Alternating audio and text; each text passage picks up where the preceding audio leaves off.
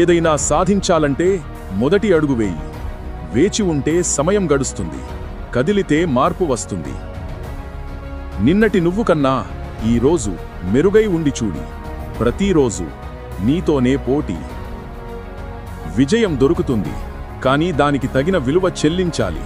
అది కష్టం, సమయం, నిబద్ధత రూపంలో ఉంటుంది. చిన్న విజయాలను కూడా జరుపుకో, అవి పెద్ద విజయాలకు దారి చూపుతాయి.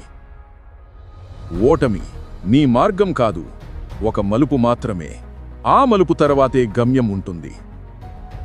విజయం దూరంగా కనిపించవచ్చు, కానీ చేరవచ్చు. ప్రయత్నం ఎప్పుడూ వృధా కాదు. మంచి ఆలోచనలు మంచి ఫలితాలను తెస్తాయి. మనసు నిండా నమ్మకం ఉంటే దారి సులభమవుతుంది.